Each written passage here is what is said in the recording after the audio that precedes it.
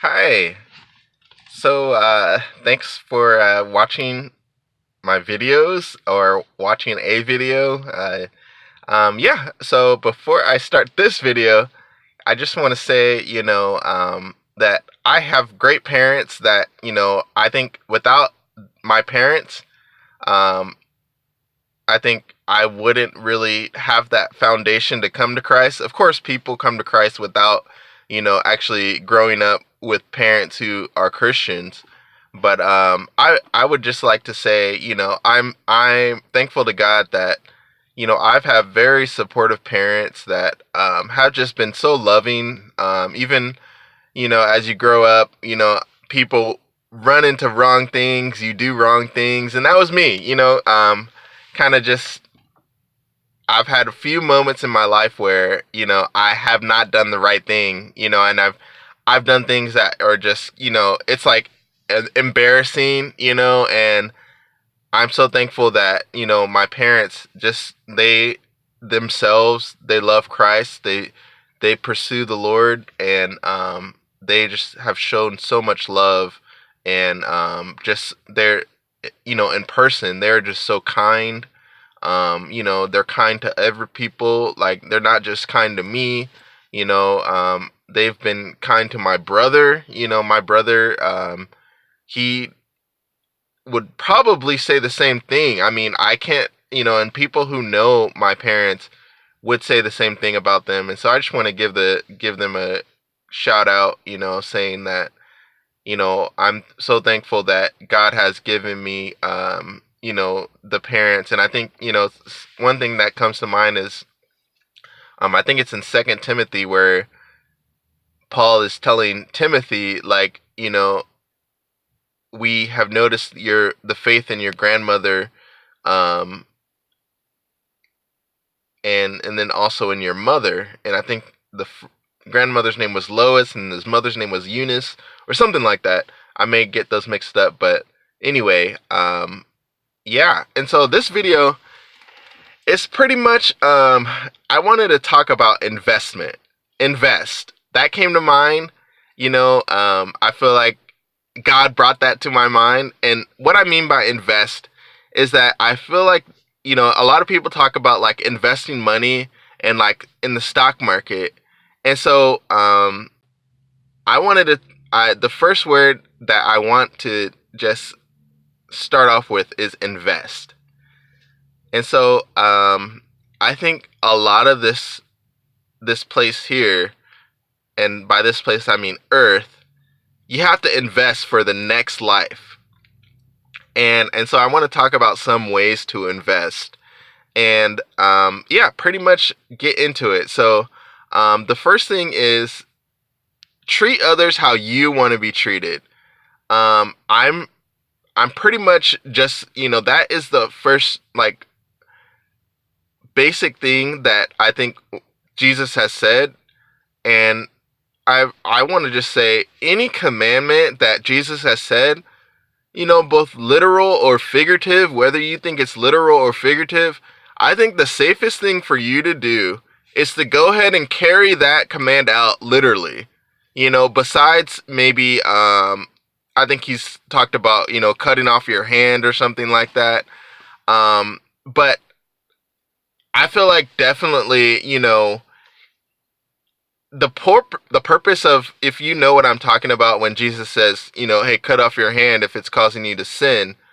I think a lot of people, including myself from the past, they need to take sin more seriously. And so I think that's what, one of the things that Jesus means by that is, hey, cut it off. Like, you need to stop doing that sin. And which brings me to another point is that I think a lot of people, are living with, that idea that, hey, it's okay to sin. Like, God forgives me. Like, I'm a Christian. I believe in Jesus. And so it's okay to sin. And I think even people who say, like, oh, it's not okay to sin, but hey, we still have to do it.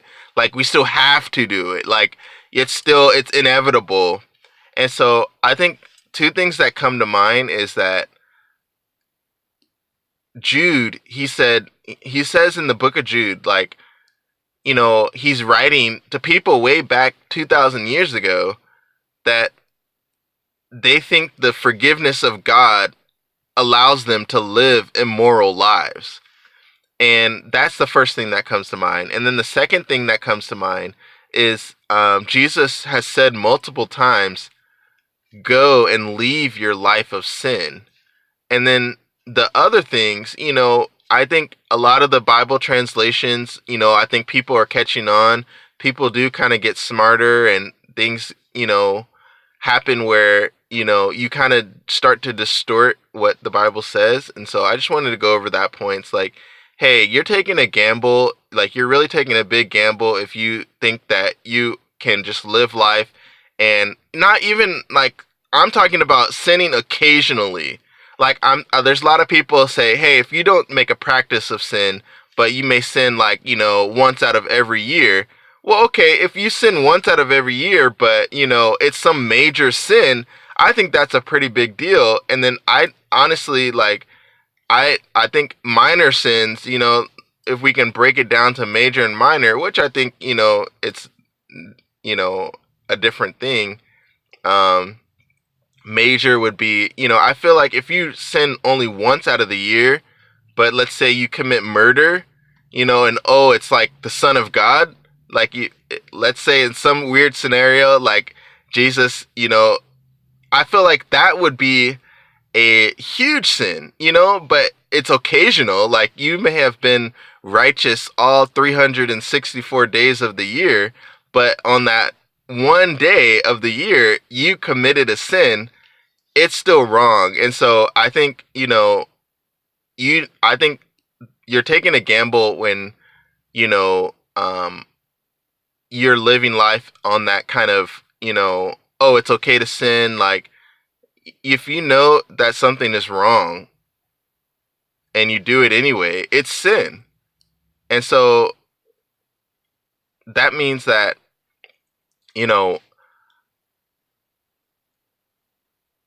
you even if your conscience is dead, like, even if you don't have that voice in your head saying, oh, this is wrong, if you've heard that it's wrong, even if you don't feel that it's wrong, or you don't have a voice telling you in your head that it's wrong, that means it's still wrong, though, because someone has mentioned it, someone has told you about it, and like, okay, this is wrong, but you still do it anyway. So just to recap that, that first investment that I want to say is treating others how you want to be treated. And I think that's a big deal, because sometimes I find myself I think it's a distortion, like, not really treating others how you want to be treated. And I think that you need to take that literally, like, hey, do something for that other person, be kind to them, be nice to them, buy them things, like, do all those things that you would want done to you. And I don't think we should overthink the commands of the Bible. Like, the Bible says somewhere that God makes it so plain that a fool can't err.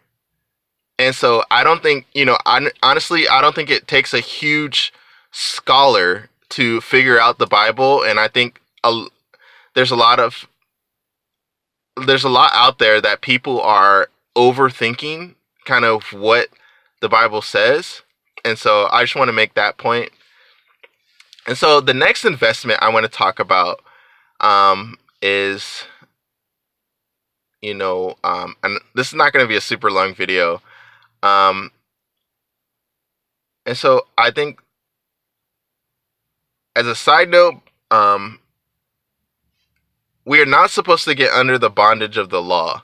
So I think that is, obviously true. Whatever the Bible says, you're not supposed to get under the bondage of the law. But the Bible says we uphold the law. So that means that, yeah, okay, you're not supposed to commit adultery. That is a commandment in the law. But even though we don't fall under the law, like, we don't fall under that command type of thing, we still, as Christians, we still uphold the law. So that means that we still don't commit adultery, we still don't murder, but we don't have that law kind of holding us in bondage. And so I think I just, I wanted to make that side note that, yeah, we don't, I think a lot of people kind of get caught up on, the Ten Commandments and like adultery, all that. But I mean, honestly, when you think about that, even if you're not a Christian, like, aren't those good things to do anyway? Like, why do you, if you feel like you don't want to be murdered, like, why would you go and murder someone else?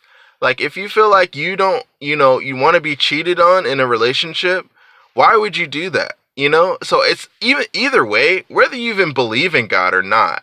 Like, honestly, those are like some really good points. Like, hey, don't commit adultery. Don't murder, don't steal anything. And so I think that is just, kind of like um a really good guide. And so last thing, I just wanted to say about that little section right there is just, you know, we uphold the law as Christians, and but we're not supposed to be under bondage, like um keeping the ceremony, the ceremonies, like we don't do animal sacrifices anymore because Jesus was that sacrifice. We don't do celebrate the new moon. We don't do those Sabbath days, um, type of things anymore. And so, but we still uphold the law. Okay, and then the next thing I want to say is that um, I think a lot of people get caught up on, oh, hey, I'm not doing works salvation. And I don't want to bash a lot of people. That's not what I'm trying to do. But I think honestly, like, you should be doing good things out there in the world. I think, the next investment is give to the poor. Um I think Jesus commands that, he says give to those who ask you. And you may think, oh, when is the poor person asking me for money? Well, when you see the poor person on the side of the street with a sign, they're asking you for money. Maybe it's not verbally, like mouth to mouth, you know, um, like person to person, I guess is what I meant to say. You know, that's a form of someone asking you for money. And so, I think it also ties into treating others how you want to be treated. And so, Jesus even said that treating others how you want to be treated, it pretty much encapsulates the whole law. Like, it encapsulates everything that God is trying to do for us. And so, if you yourself were to be poor on the street, wouldn't you want someone to give you money? But I think there's a lot of people, there's evil in the world. And I think one form of evil is those people that are saying panhandling is wrong, give to a charity. I think it's a form of evil. And the one thing that is about evil is that it's hard to see sometimes. I think I've even heard a person say, hey, the world is evil, but I don't really see too much evil. I've heard someone, unless I misheard that person, which is possible, but, you know, I think a lot of times, even when we grow up, it's hard to see that you are doing wrong. And so those are the two investments I think I just want to talk about today. And then I also will put a link in the description bar of just commands of the New Testament. And those were really helpful because it helps like, just it summarizes all the different commands of Jesus, the commands that the apostles gave about, how we should be living our lives. And so the two investments were treating others how you want to be treated, and giving to the poor. Um, feeding, you have to feed those who are hungry. You have to clothe those who are naked. You have to, do those things. I mean, I was trying to think of another one, but James, he also said, show me your faith by your works. Don't just say, oh, hey, I believe in Jesus. I've definitely run into people who they seemed under the influence of something, and they say, oh, I believe in Jesus. And that was just out on the street. Like, I never even met that person. And so there's definitely some distortions out there about what you can do. And so I think, a lot of the Bible, um, one thing that, another investment is, walking humbly with your God, loving God, doing all those things that, you know, you need to do in order to show love to, another person. And I think that when you kind of wonder, okay, how do I show love to another person?